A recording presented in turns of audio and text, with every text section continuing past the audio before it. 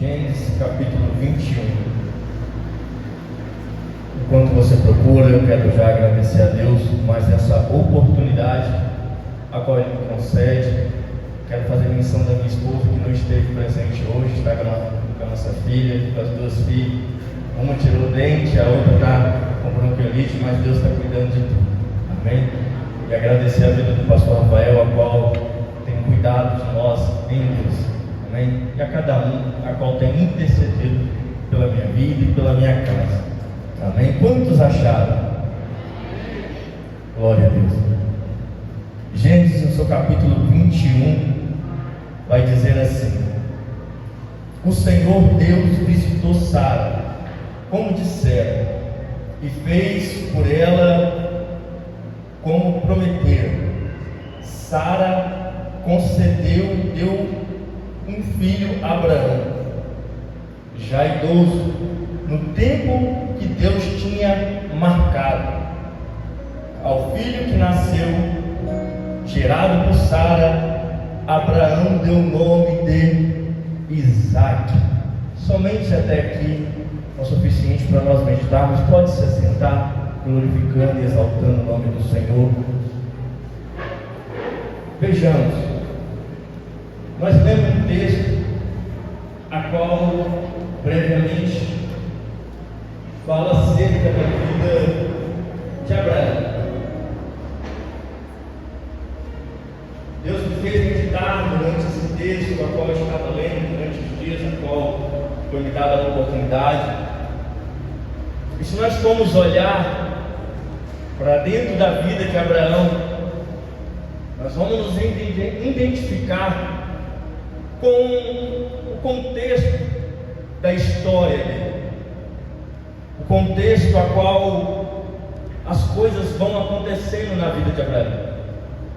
Se você estava prestando atenção no culto, desde os louvores, desde a palavra, desde a saudação, desde o testemunho, Deus está falando conosco a todo tempo neste culto. E a palavra vai vir só para confirmar aquilo que Deus já está falando com você. E vejamos que Deus vai chamar Abraão, em seu capítulo 12. Deus vai convocar Abraão ao quê? A sair da onde ele morava, ao ponto de dizer: sai da tua terra, da tua parentela, da casa de seu pai, e vai para uma terra que eu vou te mostrar. Aqui começa a história de Abraão, a qual ainda era Abrão. E aqui nós vamos ver que Deus convoca ele para ele sair de um local a qual Deus determina que ele saia.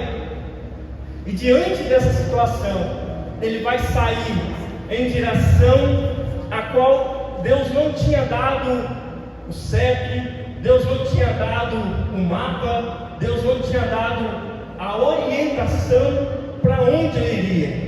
Somente ele falou: sai da onde você está e vai para um lugar que eu vou te mostrar.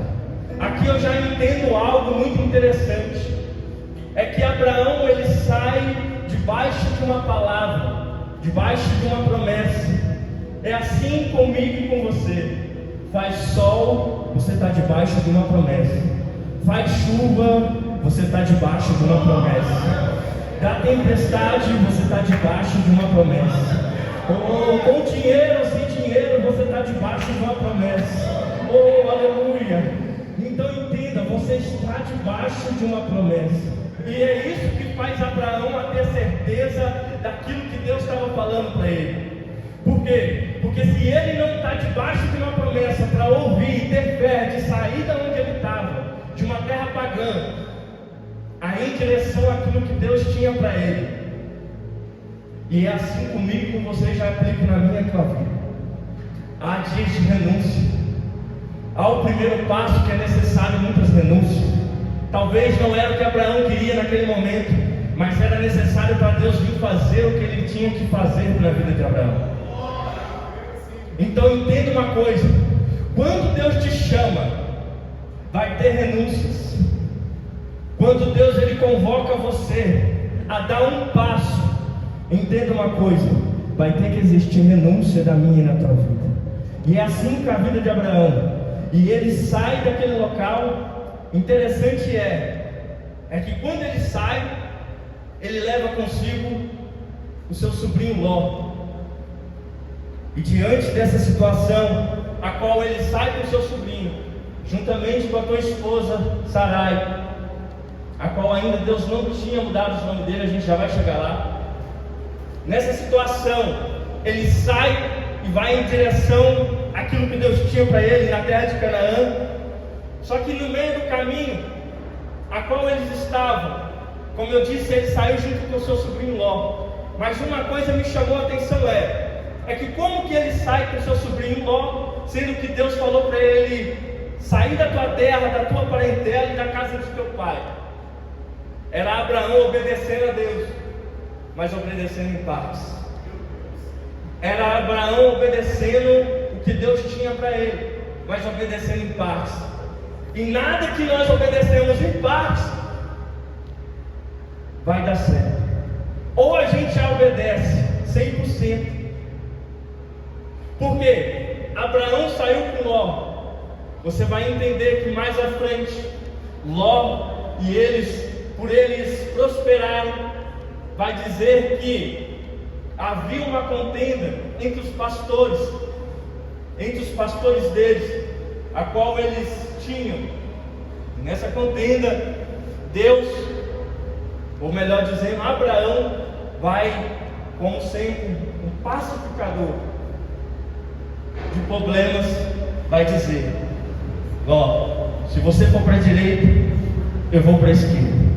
Se você for para a esquerda, eu vou para a direita. Abraão estava abrindo mão do direito de escolha para resolver uma situação. E diante dessa situação a qual ele fala com Ló, Ló vai olhar para as campinas, vai olhar com os olhos naturais, vai olhar para aquilo que ele acha que é bom. E nós não devemos ser assim. Nós não devemos ir somente pelo que nossos olhos estão vendo. Por quê? Porque muitas das vezes, se a gente for pelo que nossos olhos veem, a gente vai ser como Ló. A gente vai olhar para aquilo que os nossos olhos almejam. A gente vai olhar para aquilo que os nossos olhos querem. Mas se nós formos entender, Abraão estava debaixo de uma promessa, mas a promessa não estava no local, mas estava sim sobre Abraão. E eu quero dizer sobre você: a promessa não está no local. Talvez você está no local, no ambiente a qual ainda não tenha acontecido nada, mas entenda uma coisa: a promessa não está sobre o local, a promessa está sobre você. A promessa está sobre você. A promessa está sobre você. Então não depende do ambiente. Talvez você está esperando algo no ambiente, mas aí eu estou dizendo: ei, não depende do ambiente. Deus faz grandes coisas em ambientes desfavoráveis, em situações desfavoráveis. Aleluia. E ou seja, Abraão escolhe, Ló escolhe um local, escolhe uma direção, Abraão vai para o outro. Então nós vamos saber que vai haver uma guerra em Sodoma e Gomorra. Vai haver uma situação a qual depois Abraão vai ter que ir em busca de Ló novamente. Mas enfim, o que eu quero chegar e aonde nós queremos chegar, que Ló, ele estava na vida de Abraão, mas não era para estar. Enquanto estava, tudo bem, deu certo. Mas chega um momento em que Deus separa. Enquanto Deus separou, e uma coisa eu aprendo e eu quero aplicar. Eu quero trazer e transformar a vida de Ló como se fosse um ambiente. É Abraão saindo do ambiente. Era Abraão saindo da presença de Ló. Por quê?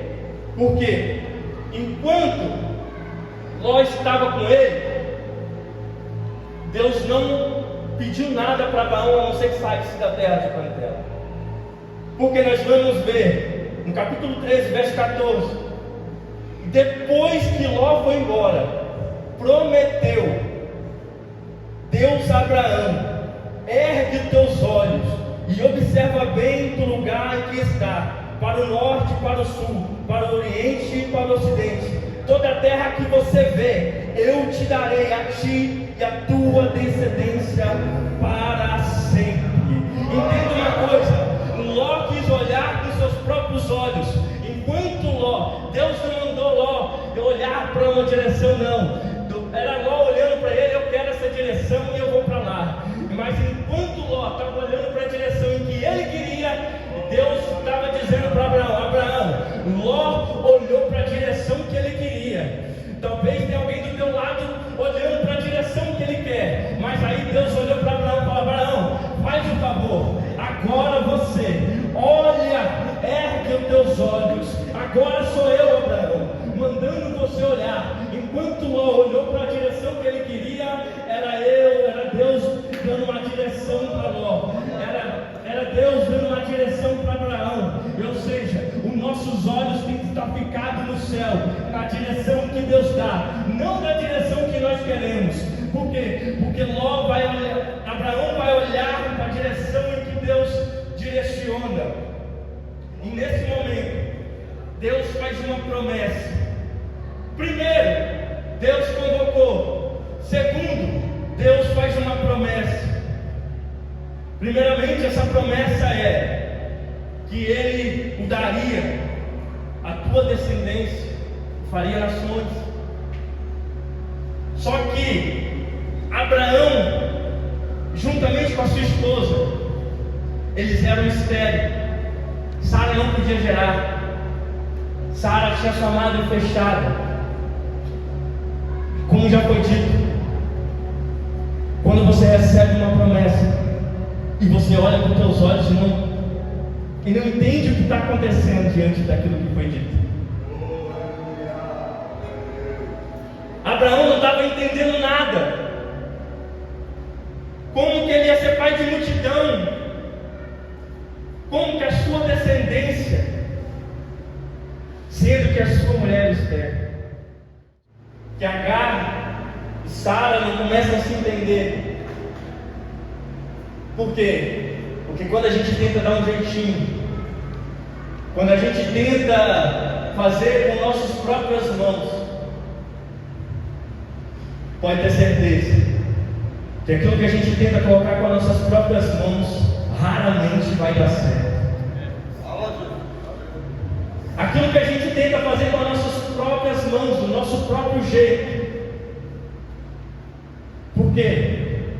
Porque não é um fato somente da promessa. Não adianta querer promessa sem o dono da promessa. Por quê? Porque tem hora que a gente quer tanta promessa sem o dono da promessa. Senhor, eu quero isso. Senhor, eu quero aquilo. Só que aí uma coisa eu te digo: mais do que a promessa, é o dono da promessa. E aqui, Deus, Ele fez duas coisas a Abraão. Primeiro, Ele convocou. Segundo, Ele fez promessas. E como nós vimos, em terceiro, diante de vários acontecimentos, porque como eu disse, ele não era Abraão, ele era Abrão. Deus acrescenta um ar no nome dele e tira uma letra do nome de Sara. Era Sarai, vira Sara. Por quê? Porque da onde eles vinham, o nome deles tinha um certo significado. Era Deus mudando a história deles. E o que Deus nos ensina através disso, tirando e acrescentando, mudando, sabe o que é? É que durante a nossa caminhada, Quando Deus convoca nós, a partir do momento que Deus convoca, e nós damos um passo de fé, Deus ele faz promessa.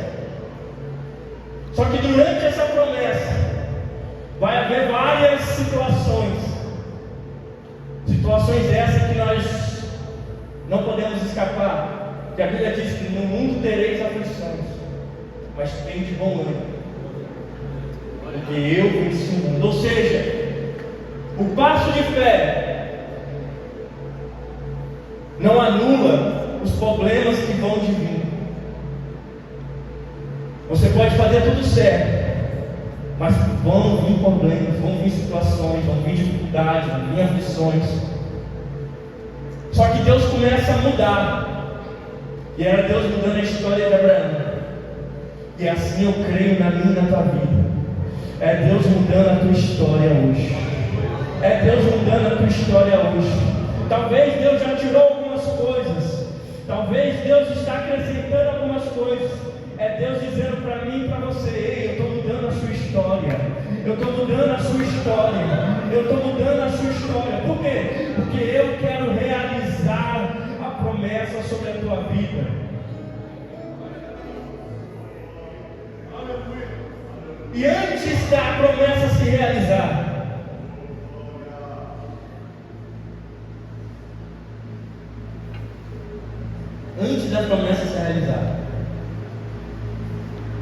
quando os anjos do Senhor visitam Abraão e falam com ele que ele teria um filho, que o nome desse filho se chama Isaac, a qual o texto que nós lemos é a realização. Sara vai ouvir e ela ri da situação.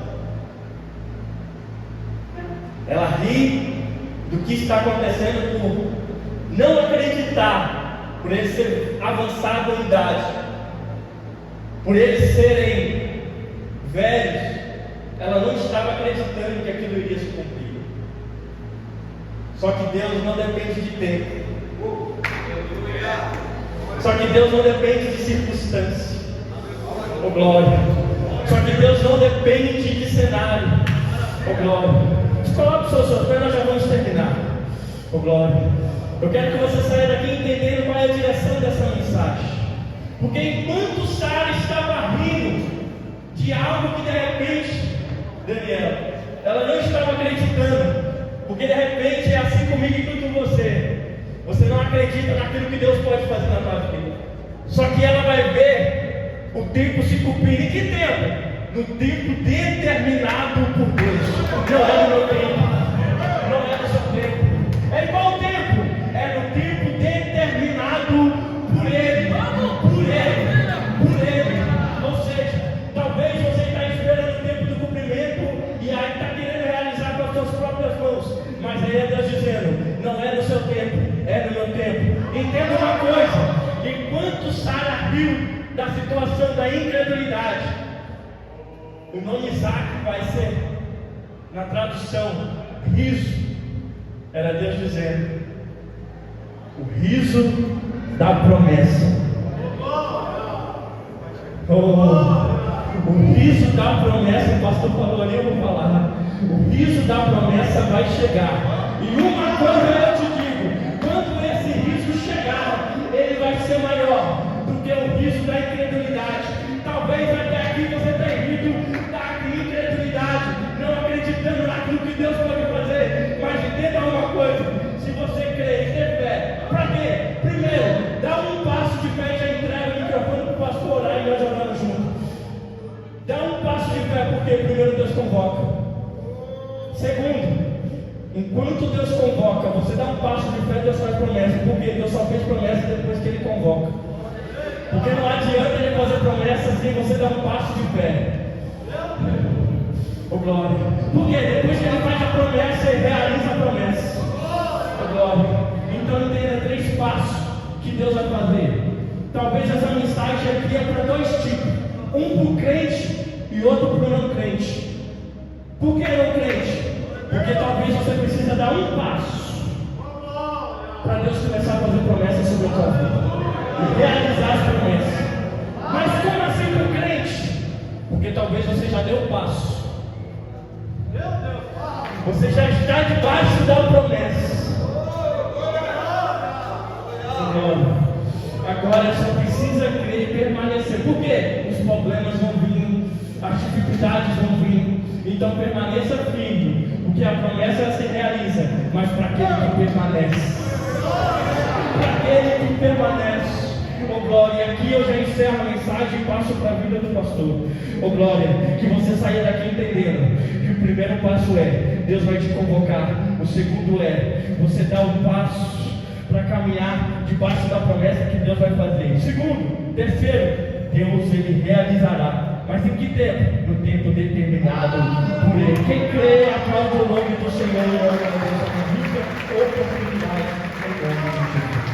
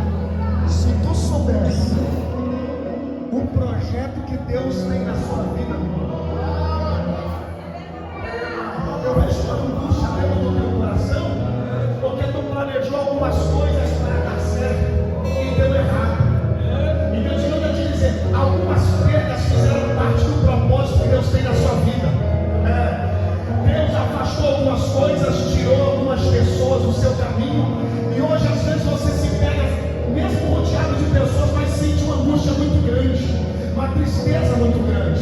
Só que Deus manda te dizer: eu estou trabalhando dentro de ti, eu estou arrancando